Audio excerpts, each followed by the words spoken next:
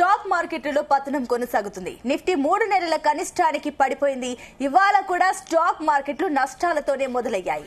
Mid hand small cap తో పాటు large cap షేర్లు పడిపోయాయి. అమెరికా టారిఫ్ ప్రభావం, దేశీయంగా కార్పొరేట్ ఫలితాలు కలిసి రాకపోవడం మార్కెట్లపై ప్రభావం చూపిస్తుంది. డాలర్తో రూపాయి మారకం విలువ తగ్గుతుండడం కూడా ఇన్వెస్టర్లకు మార్కెట్లపై నమ్మకం కల్పించలేకపోతుంది.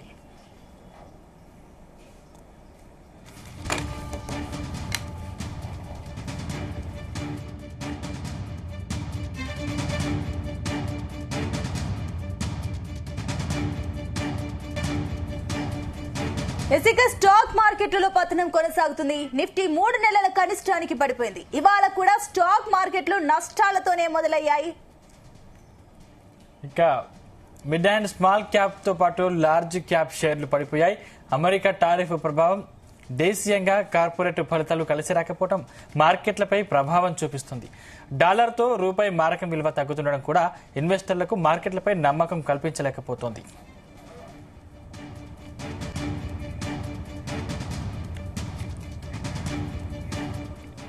ఇదే అంశానికి సంబంధించి మరిన్ని డీటెయిల్స్ మా కరెస్పాండెంట్ రవిప్రసాద్ అందిస్తారు. రవిప్రసాద్, పూర్తిగా ఇన్వెస్టర్లు నిరాశలో ఉన్నారా ఏంటి? అసలు కంటిన్యూస్ గా నష్టాల్లోనే కనిపిస్తున్నాయి మార్కెట్ వాల్యూస్. సో దీనిపైన అనలిస్టులు ఏమంటున్నారు? Good afternoon. ఓవరాల్ గా మార్కెట్ చూస్తే ప్రజెంట్ నెగిటివ్ లోనే కొనసాగుతుంది. లాస్ట్ వీక్ కూడా కంప్లీట్ మార్కెట్ నెగిటివ్ లోనే ట్రెండ్ అయిపోయింది. కానీ ప్రజెంట్ చూస్తే మాత్రం మార్కెట్ ఇన్వెస్టర్లకు ఎలాంటి భరోసా కలిగించలేదని మీరు చెప్తున్నారు. ఎగ్జాక్ట్ ఇన్వెస్టర్లు అయితే చాలా ఆచితూచి ఇన్వెస్ట్మెంట్ సైడ్ అయితే చూస్తున్నారు. ప్రజెంట్ మార్కెట్ యొక్క ట్రెండ్స్ చూస్తే సెన్సెక్స్ వచ్చేసి 734 పాయింట్లు డౌన్ అయిపోయి 74,582 దగ్గర కొనసాగుతుంది. నిఫ్టీ వచ్చేసి 215 పాయింట్లు డౌన్ అయిపోయి 22,580 దగ్గర ట్రేడ్ అవుతుంది. నిఫ్టీ బ్యాంక్ వచ్చేసి 355 దగ్గర 55 మైనస్ పాయింట్లకు అయితే వెళ్ళిపోయింది. మిడ్ క్యాప్లు కూడా 400 నుంచి 500 వరకు అయితే మైనస్ లో ట్రెండ్ అయిపోతున్నాయి. ఓవరాల్ గా మార్కెట్ అయితే నెగిటివ్ లోనే కొనసాగుతుందని చెప్పాలి. Rupee value compare to dollar వచ్చేసి 86.71 ఉంది. అండ్ డాలర్ ఇండెక్స్ కూడా కంప్లీట్ డౌన్ లోనే ట్రేడ్ అవుతుంది. క్రూడ్ ఆయిల్ వచ్చేసి $74.78 పర్ బ్యారెల్ కొనసాగుతుంది. నష్టాలకు గల మెయిన్ కారణాలు చూసుకుంటే యుఎస్ రెసిప్రోకల్ ట్యాక్స్ పైన ఎలాంటి క్లారిటీ ఇవ్వకపోవడము, ఇండియా అండ్ చైనా పైన కూడా రెసిప్రోకల్ ట్యాక్స్ ఉంటుందని అధికార వర్గాలు, ట్రంప్ అధికార వర్గాలు ఒక ఇంటిని ఇవ్వడం అయితే మార్కెట్లలో మెసేజ్ అయితే పోయింది. దానివల్ల అయితే మార్కెట్లలో ఇన్వెస్టర్లు ఎలాంటి నమ్మకం అయితే కలిగించలేకపోయాయి. అండ్ ఆసియన్ మార్కెట్లు కూడా చాలా మిక్స్డ్ గానే ట్రేడ్ అవుతున్నాయి. చెప్పాలంటే నష్టాల్లోనే ట్రేడ్ అవుతున్నాయి. అండ్ యుఎస్ టారిఫ్ బిజినెస్ ల పైన అయితే బాగా హర్ట్ చేయడము, సెంటిమెంట్ ని బాగా హర్ట్ చేసినాయి. అండ్ జీడిపి వృద్ధి రేటు కూడా పెరగదనే ఆందోళన కూడా ఉన్నారు. ఇంకోటి చూసుకుంటే కంటిన్యూగా ఎఫ్ఐఐ సెల్లింగ్స్ అనేది ఆగడం లేదు.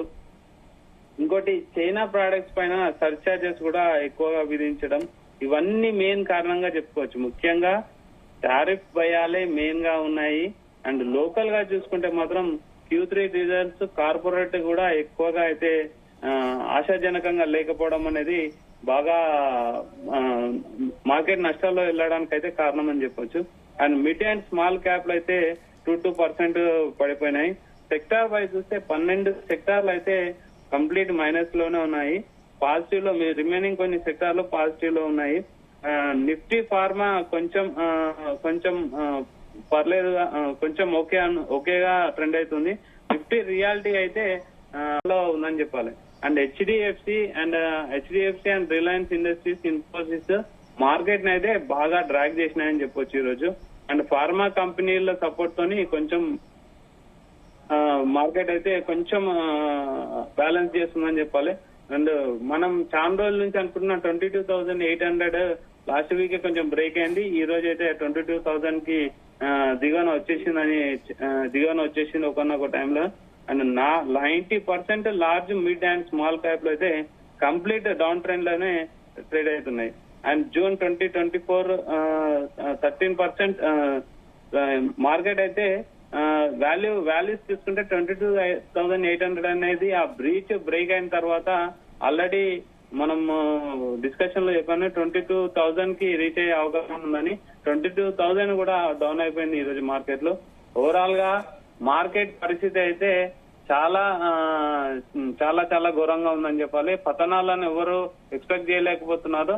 ట్రంప్ మనం అనుకున్న దానికంటే ట్రంప్ యొక్క టారిఫ్ లో ఎఫెక్ట్ చాలా ఉందని చెప్పాలి.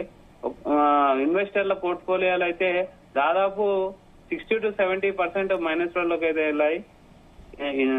ఎక్స్పర్ట్స్ ఏమంటున్నారంటే వెయిట్ చేయడం తప్ప, ప్రజెంట్ మనం అబ్జర్వ్ చేయడం, వెయిట్ చేయడం తప్ప ఎలాంటి స్టెప్స్ తీసుకోవద్దని అయితే ఎక్స్పర్ట్ చెప్తున్నారు. ఎస్ రవిప్రసాద్, ఇప్పుడు మీరు చెప్పినట్లుగా కరెంట్ మార్కెట్ ట్రెండ్ చూస్తే కూడా పూర్తిగా నష్టాలే కనిపిస్తున్నాయి. But coming to the gold stock market ఏ రకంగా ఉంది? గోల్డ్ స్టాక్స్ లో ఏమైనా పెరుగుదల కనిపిస్తుందా? అండ్ మార్కెట్ లో ఎలా ఉంది పరిస్థితి? యాక్చువల్ గా మనం ఎప్పుడైనా మార్కెట్ ఈ లిక్విడిటీ అనేది మార్కెట్ కరెక్ట్ గా లేకపోతే, లిక్విడిటీ కరెక్ట్ గా లేకపోతే కమ్యూడిటీ వైపు జనాలు వెళ్ళడం అనేది కామన్ థింగ్. అది మార్కెట్ లో గోల్డ్ ప్రజెంట్ గోల్డ్ రేట్ చూసుకుంటే 2,954 పర్ ఔన్స్ అనేది కొనసాగుతుంది. గోల్డ్ మార్కెట్ అయితే 0.5% అయితే పెరిగిందని చెప్పాలి. గోల్డ్ పైనే ఎక్కువగా ఆశలు పెట్టుకున్నారు ఇన్వెస్టర్లు.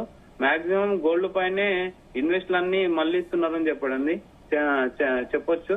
అండ్ మెయిన్ గోల్డ్ పైన పెట్టడానికి కారణం ఏంటంటే స్టాక్ మార్కెట్లు కరెక్ట్ గా రన్ అవ్వకపోవడము, కొంచెం వృద్ధి రేటు పైన ఒక ఆందోళన చెందడంతో ఇన్వెస్టర్లు మాక్సిమం గోల్డ్ పైన ఎక్కువ ఆశలు పెట్టుకున్నారు. ఇన్వెస్ట్మెంట్ కూడా గోల్డ్ వైపు చేస్తున్నారు. అది గోల్డ్ కూడా పెరగడం అలానే పెరుగుతుంది.